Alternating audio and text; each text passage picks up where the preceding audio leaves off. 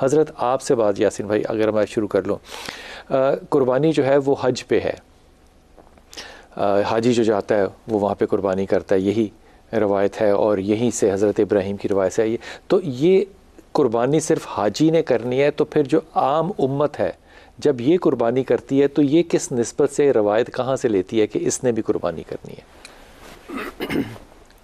بسم اللہ الرحمن الرحیم. بلال بھائی بہت بہت شکریہ. قربانی در حقیقت عبادت ہے، اللہ کے پیارے رسول کی سنت مبارکہ ہے، سیدنا ابراہیم علیہ السلام کی سنت مبارکہ ہے، اور قربانی یہ عبادت ہے. اس کے اندر جانور کو ذبح کرنا یہ واجب ہے؟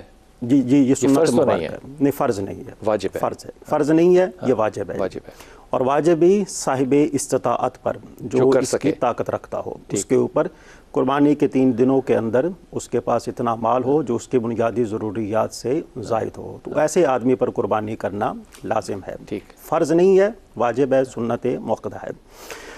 اور قربانی جو ہے در حقیقت دیکھا جائے، اور بڑی خوبصورت بات ہے، اللہ تبارک و تعالیٰ نے اس عظمت والے مہینے کے اندر رکھی ہے. یعنی رمضان کا مہینہ جو ہے اسے مہینوں کا سردار قرار دیا گیا ہے، اور ذی الحجہ کا مہینہ جو ہے اسے تمام مہینوں سے افضل اور عظمت والا مہینہ قرار دیا گیا، اور خاص طور پہ 10 دن. سبحان اللہ. ان 10 دنوں کی عظمت کا کیا کہنا ہے کہ جس میں اللہ کے پیارے رسول صلی اللہ علیہ وآلہ وسلم کا فرمانا ہے ان 10 دنوں میں اللہ تعالیٰ کے ہاں کوئی عمل پسندیدہ نہیں ہے. یعنی یہ والے 10 دن جو ہیں وہ اللہ کے ہاں انتہائی محبوب ہیں، کہ جو کام ان 10 دنوں کے اندر کیا جائے گا وہ کام اللہ تعالیٰ کے ہاں محبوب بھی ہوگا اور پسندیدہ عمل بھی ہوگا انشاءاللہ تعالیٰ. حافظ جی یہ فرمائیے کہ قربانی کتنے دن کر سکتے ہیں اور اس کی روایت کیا ہے؟ بسم اللہ الرحمن الرحیم. بنیادی طور پہ آپ نے تو پہلا ہی سوال مجھ سے اختلافی پوچھ لی ہے، لیکن ہماری نظر میں قربانی 4 دن ہے. 4 دن ہے. اس کی وجہ یہ ہے کہ ایام عربی میں 3 کم از کم یومین اور ایام کم از کم 3 کے لیے استعمال ہوتا ہے. تو ایام تشریق کے اوپر ہمارا اتفاق ہے، عید سے آگے ایام تشریق ہے، تو ایام کم از کم عید کے بعد 3 دن ہوں گے.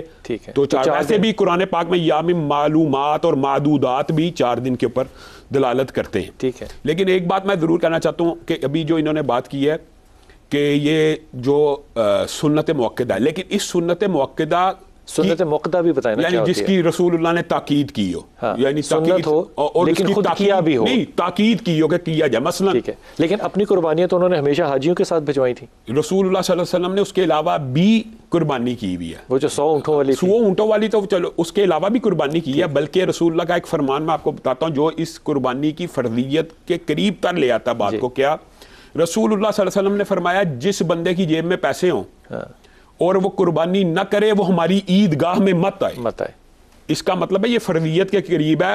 اور اللہ تعالیٰ نے قرآن میں فَصَلِّ لِرَبِّكَ وَانْحَرْ یعنی نماز کے ساتھ اس کو ذکر کیا. پھر اللہ تعالیٰ نے کہا کہ یہ شاعر اللہ میں سے ہے اور ان کی گردنوں کے اوپر چھری پھیرتے ہوئے اللہ کی تکبیرات کو بلند کرو. تو قربانی بنیادی طور پہ اس کا نصاب زکوٰۃ والا نہیں. پہلی بات یہ جیب میں اگر 20-25-30 ہزار روپے ایکسٹرا پڑا ہے تو اس بندے کو قربانی کرنی چاہیے، ورنہ وہ عیدگاہ کے قریب بھی ادھار لے کے کر سکتا ہے. ادھار لے کے ہر نیکی کا کام ادھار ہو سکتا ہے. لیکن ہمارے معاشرے میں یہ بھی بلال بھائی آپ نے اب بات کر دی ہے، یہ بھی ہمارے معاشرے میں جو نیکیوں کا کمپیریزن ہے نا وہ بھی بہت عام ہو گیا. لیکن اگر وہ ادھار لے رہا ہے تو صاحب استطاعت تو نہیں ہے نا. نہیں، ادھار لے کے ادھار سے مراد یہ ہوتی ہے کہ میں قرض ادا کر سکتا ہوں تو میرے میں استطاعت ہے نا. تو اس سے پہلے بیچارہ مری جائے یا نہ کر سکے. میں یہ کہہ رہا ہوں آپ کا جائز ہے کہ نہیں قرض لے کے قربانی جائز ہے، ٹھیک ہے، لیکن اس کے اوپر فرض نہیں ہے کہ جس کی جیب میں پیسہ نہیں ہے اس کے اوپر فرض نہیں ہے.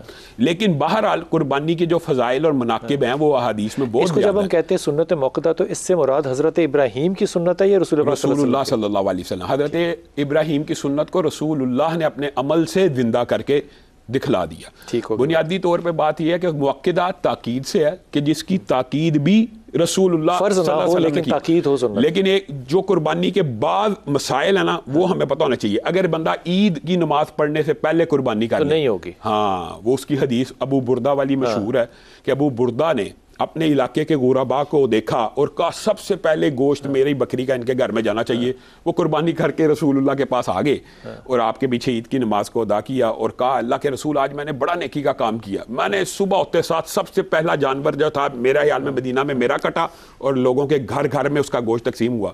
تو رسول اللہ صلی اللہ علیہ وسلم نے کہا ابو بردہ آپ نے قربانی نہیں کی, آپ کا وہ گوشت صدقے کا گوشت ہے. اگر آپ قربانی کرنا چاہتے ہیں تو آپ نے ہمارے ساتھ عید کی نماز پڑھی ہے اس کے بعد کریں. اب یہاں پہ ایک فلسفہ یہ عید کی نماز جو ہے یہ فجر کے فوراً بعد پڑھی جا سکتی ہے نہیں, جو اشراق کے ٹائم دیکھیں جو ممانعت کے ٹائم ہے وہ تو اتفاقی جماعی امت کے مسائل ہیں کہ زوال کے اوپر نماز نہیں ہوتی تو اشراق سے پہلے نماز نہیں. اشراق کا وقت جیسے ہی شروع ہوگا آپ عید کی نماز پڑھ سکتے ہیں. یعنی آج کل آپ حساب لگا لیں 5:30 پہ اگر کوئی عید کی نماز کرائے تو کوئی حرج کی بات نہیں. ڈاکٹر سراج صاحب کرایا کرتے تھے, میں خود 5:45 پہ ہاں 5:45 ہمارے یہاں ہوتی ہے. لیکن یہ بھی ٹرینڈ ہونا چاہیے, عید کی نمازوں کو جلدی کرانا چاہیے. اشراق کا ٹائم ہو گیا ہے تو کر دی ساتھ نماز پڑھیں. میں واپس آتا ہوں آپ کے پاس. حضور آپ فرمائیں پہلے.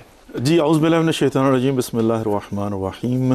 سب سے پہلی بات تو یہ ہے کہ جو قربانی ہے وہ حضرت آدم علیہ السلام کے زمانے سے اس کا کانسیپٹ اور فلسفہ شروع چلتا چلا آ رہا ہے کہ اللہ رب العزت کے قرب کے لیے بالخصوص یہ جو دم اور قربانی آگ سے یا لائٹ سے اس وقت جو ہے نا ایکسیپٹنس کا یہ ہوتا تھا. حضرت موسیٰ علیہ السلام کے متعلق بھی ملتا ہے, آدم کے بیٹوں کی قربانی کا حابیل انہی کا جو ہے نا وہ ذرا. اور حضرت موسیٰ علیہ السلام کے متعلق بھی ہوتا یہ کہ جب اللہ رب العزت نے کہا کہ عذاب کرنے والا ہوں تو بنی اسرائیل سے کہا تھا کہ آپ لوگ قربانی کر کے جو ہے وہ اپنے دروازوں پر خون لگا دیں تاکہ عذاب کے فرشتے ان پر عذاب نہ کریں.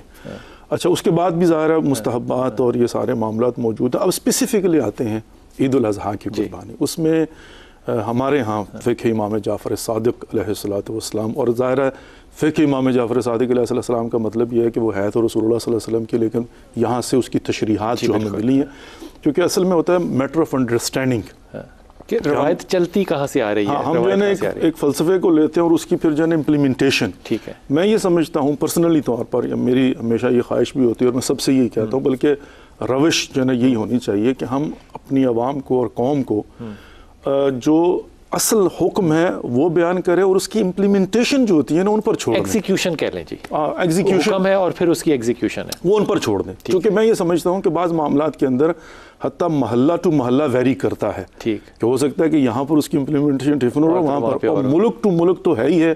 اور اسی طریقے سے ظاہر ہے جو پوش ایریاز ان کے اپنے معاملات ہیں, ہو سکتا ہے جو چیز یہاں پر مستحب مؤکد ہے اس کی امپلیمنٹیشن میں وہ مکروہ ہو جائے کہیں پر جا کر نا. میں اس کے بعد لوکل لاز کی وجہ سے یا کسی بھی مجبوری کی میں آپ کو اس کی جو ہے نا بعد میں مثال بھی دوں گا انشاءاللہ. چونکہ اس وقت امریکہ کے اندر بالفرض جو ہے نا وہ قربانی کا گوشت دینے کے لیے وہ اس قدر مسائل بنے ہوئے ہیں, پھر ہمیں بیٹھ کر جو ہے نا اس کو نکالنا پڑتا ہے کہ کیا اس کا حل کیا ہے. دلیل انہوں نے جو بات کی ہے انڈیا ادھر گائے نہ کریں مسلمان, یہ صحیح کہہ رہے ہیں, یہ ون آف دیم. اچھا ٹھیک ہے, میں سب سے پہلے تو ہمارے نزدیک جو ہے حج پر جو حاجی جائے گا واجب ہے. اور بائی دا وے ہمارے قبلہ صاحب فرما رہے تھے کہ واجب نہیں ہے اور واجب ہے فرض نہیں ہے. واجب اور فرض ایک ہی چیز ہے تقریباً, تھوڑے سے ڈفرنس کے ساتھ. سنت مؤکدہ جو ہے یا مستحب مؤکدہ چونکہ فرض کے قریب ترین تاکید کی گئی نا, انسسٹ کیا گیا, لیکن ایٹ دی اینڈ واجب تو نہیں ہے نا.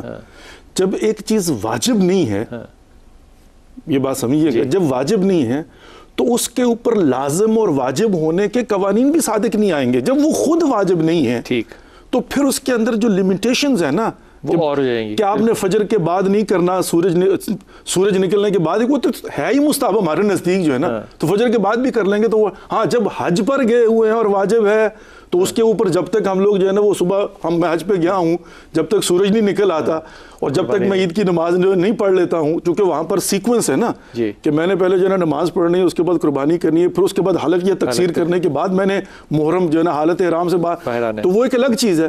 لیکن اب مستحب ہے, جب ایک چیز مستحب ہے مجھ پر واجب ہی نہیں ہے, اب میں کرنا چاہتا ہوں پیر پریشر کی وجہ سے, معاشرے کی وجہ سے, پورا محلہ کر رہا ہے, میں نے بھی کرنی ہے تو, لیکن ہے تو مستحب نا. تو ایک بندہ جو ہے نا اس کو واجب سمجھ کے کر رہا ہے, ایک بندہ مستحب سمجھ کے, میں کو تمہاری قبول نہیں ہے بھائی, اس کیٹیگری میں میری قبول نہیں ہوگی, لیکن یہ کیٹیگری فرق کرتی ہے, لیسر کیٹیگری ہو سکتی ہے چونکہ جو ہے وہ ڈیفرنٹ ہے. اچھا تو نمبر اس بات کو کلیئر کرنا بڑا ضروری ہے کہ آپ اگر فتویٰ لگائیں گے, فتویٰ وہاں پر جا کر لگے گا جہاں پر اس کی ماہیت سمجھ میں آ جائے آپ کو نا. ہمارے نزدیک جو ہے نا فار ایگزامپل اس کی ماہیت جو ہے مستحب کی ہے. اس کا مطلب آپ نماز سے پہلے قربانی کو کر لیں, کر لیں. کیا فرق پڑتا ہے؟ اس لیے کہ حج پر تھوڑی ہوں میں، مجھ پر واجب تھوڑی ہے، مستحب ہے. ٹھیک. میں تو خدا کی، اللہ رب العزت کی خوشنودی کے لیے، خدا کے قرب کے لیے، سنت حضرت ابراہیم علیہ السلام کو بجا لانے کے لیے، رسول اللہ صلی اللہ علیہ وآلہ وسلم کی سنت کو احیا کرنے کے لیے. لیکن نماز پڑھ کے اگر میں کروں تو میں حاجیوں کے قریب ترین نہیں ہو جاتا؟ میں حاجی نہیں ہوں نا. میں حاجی نہیں ہوں تو حاجیوں کے قریب ترین کیسے ہوں گا؟ پھر تو مجھے دیوار کھڑی کر کے پتھر بھی مارنے چاہیے شیطان کو. نہیں، جس طرح کے ناخن نہیں کٹوانے، جس طرح کے بال نہیں کرانے، اس کا دیکھیں نا، اس کا ایک الگ سے ثواب ہے کہ اگر آپ جو ہے نا اول ذی الحج سے لے کر، حاجی جیسا بنانا چاہ رہا ہے نا اللہ آپ کو، ویسا عکس وہ تو نہیں. میں ایک چھوٹی سی بات کروں گا بلال بھائی. اللہ رب العزت ان اللہ علی کل شیء قدیر ہے. اگر مجھے حاجی جیسا بنانا چاہتا ہے تو مجھے مستطیع کر کے حاجی کیوں نہیں بنا دیتا؟ آمین.